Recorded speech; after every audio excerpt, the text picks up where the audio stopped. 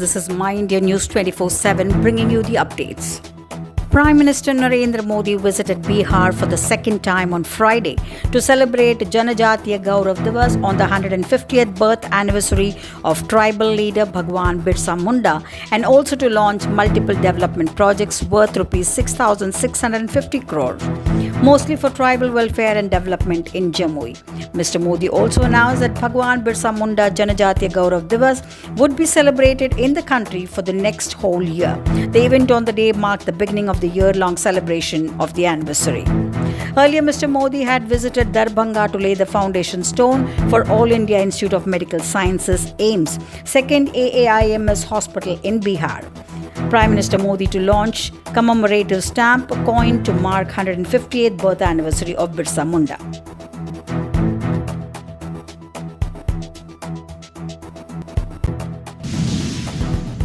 President Draupadi Murmu and lauds the union government for making development of tribal communities a national priority and said India would become truly developed only when the tribal communities were developed. In a televised address to the nation on the eve of the birth anniversary of Bhagwan Birsa Munda, celebrated as the Janajatiya Gaurav Divas, Ms. Murmu lauded the union government for making development of tribal communities a national priority.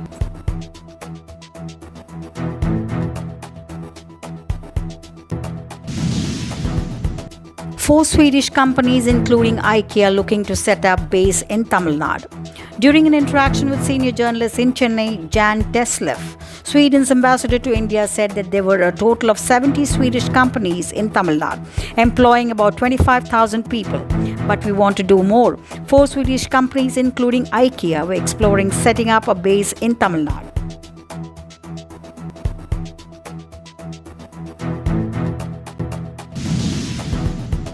Maharashtra Assembly polls Rahul Gandhi slams Mahayuti government for snatching 5 lakh jobs. Emphasizing the need for a caste census, the Congress leader and the leader of the opposition, Rahul Gandhi, compared the Adivasi population with their participation in governance.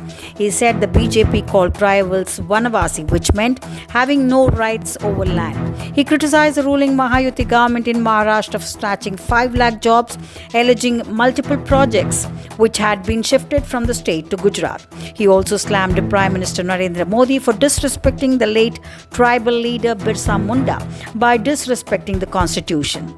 The Maharashtra Assembly election is scheduled for November the 20th. Meanwhile, Prime Minister Narendra Modi dares Rahul Gandhi to praise Bal Thackeray. The Prime Minister said that Mumbai is the city of Thackeray's principles, but in the Mahavikas Aghadi (MVA), there is one particular party who has handed over the remote control to Congress to constantly insult Thackeray. Addressing a rally at Mumbai's iconic Shivaji Park on Thursday, ahead of the Maharashtra election, Prime Minister Narendra Modi slammed the Mahavikas Aghadi for insulting Savarkar and Bal Thackeray while seeking a clear mandate for the Mahayuti alliance. The Aghadi insults Veer Savarkar, talks of saffron terror and opposes the implementation of the constitution in Kashmir, he told a slim crowd that was tepid in its response.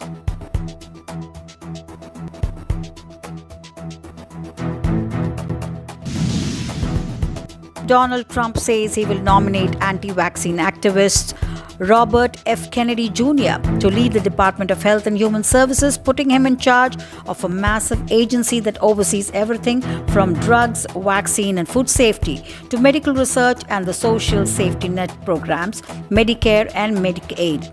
For long, Americans have been crushed by the industrial food complex and drug companies who have engaged in deception, misinformation and disinformation when it comes to public health, Ms. Trump said in a post on his Truth Social site announcing the appointment. Mr. Kennedy, he said, would make America great and healthy again. President-elect Mr. Trump has turned to a head-spinning mix of candidates, many of whom are his personal friends. After being elected as the 47th President of the United States, Donald Trump is filling key posts in his second administration, putting an emphasis so far on aides and allies who were his strong backers during the 2024 campaign.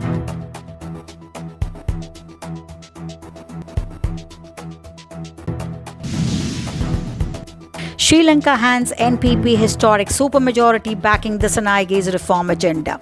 JVP coalition sweeps from southern strongholds to Tamil North, winning cross-ethnic support and reducing traditional parties to single digits. The Sri Lankan people have given a thumping two-thirds majority in parliament to a once fringe party whose founder was killed by the state, the Janata Vimukti Peramuna (JVP) and its coalition, the National People's Power. This marks a clear shift in direction for Sri Lanka since the JVP, which has never been in power before, has often spoken about common people's rights and claimed that the party was led by communist ideals. This is the first time a single combination has achieved a brute majority under the proportional representation system. The JVP-led coalition has gone from 3 seats in the last parliament to an unprecedented supermajority in the 10th parliament. The NPP is expected to gain 160 seats in all, including those allocated through proportional representation. Its nearest rival, the SJB, is expected to win just over 40 seats.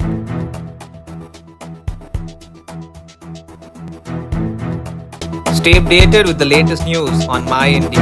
Subscribe and hit the bell icon to get instant notifications.